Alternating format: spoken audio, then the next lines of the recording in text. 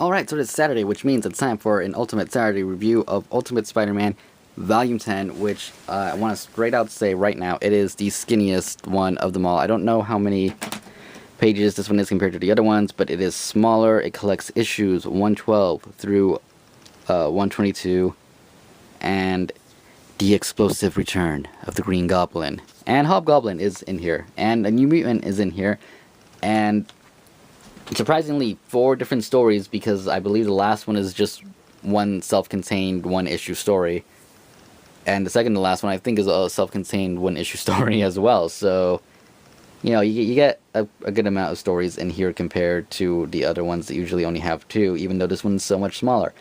So once again, they're still keeping up with the good, you know, hardcover symbol right there. So that's nice, even though they made it smaller, it's still there. Let's see, things to talk about here. A lot of Mary Jane, Kitty Pryde, Peter Parker kind of drama going on. Kitty Pryde going around as her own superhero now, and just kind of helping out Peter, but at the same time she's just doing her own thing too. She's now attending, is it Midtown High? Is that what they called it? Midtown High School? I don't remember. But she is now attending that school, and there's this little baby project where they get assigned together with the baby thing, which I believe at this point they are broken up. So yeah, that's where all the drama hits in with the baby thing, and we get Green Goblin returning. He kind of, he basically escapes from the SHIELD thing, and they find out that he's out, I believe, because he goes on TV with an interview. He confronts Peter, and then there's a giant battle between Green Goblin, Hobgoblin, and Peter in it. I don't remember if Captain America and them were included in this battle. I want to say no, but I know SHIELD was, in itself it was. But it wasn't bad. You know, you have Peter here ushering people to go away. He doesn't want people home. He's like looking for Osborn. He's afraid. You know, obviously Osborn knows who he is, so he wants to protect his family. And it's a pretty good story arc. You know, it's I believe one of the last story arcs, including the Green Goblin, and it's definitely a good one. The next story arc, see if I can find it.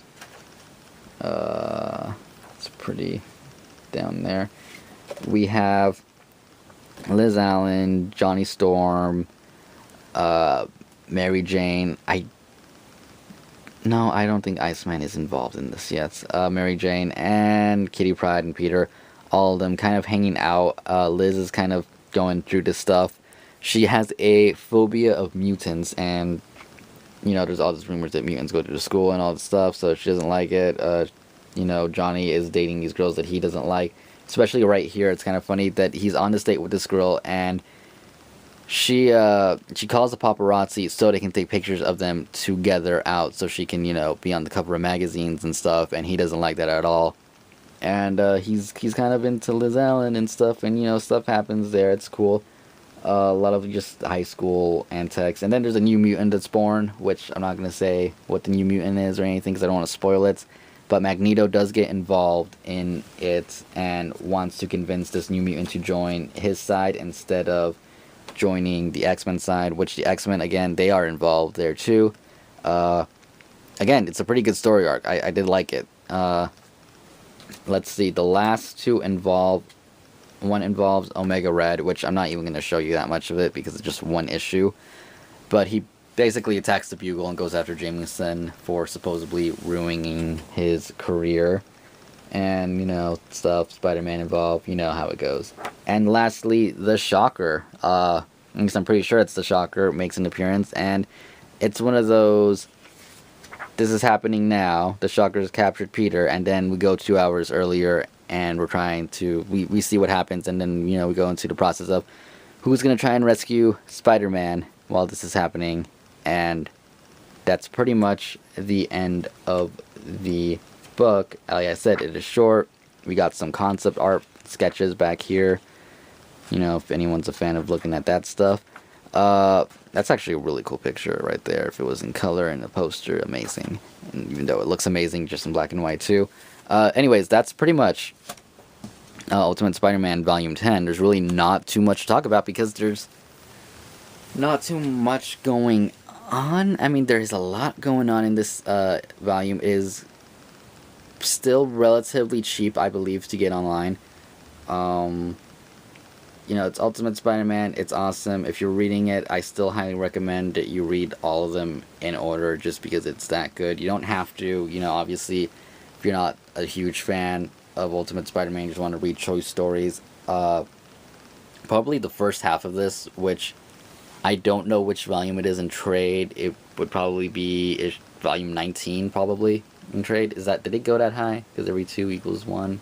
So I would assume volume 19 would be the Green Goblin, Hobgoblin story arc, if you're just interested in that. Like I said, definitely good. You know, all 5 ratings and everything.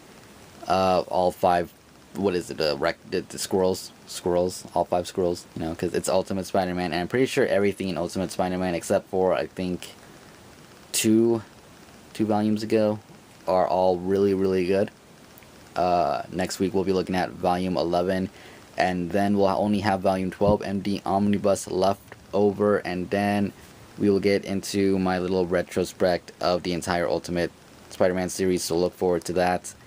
Anyways, that's my review for this Saturday. Hope you enjoyed it. Don't forget to hit the like button, comment if you have any comments on this series or this volume, the story arc in general. And hit the subscribe button because that's always awesome. And anyways, thanks for watching, and I will see you next time. Goodbye.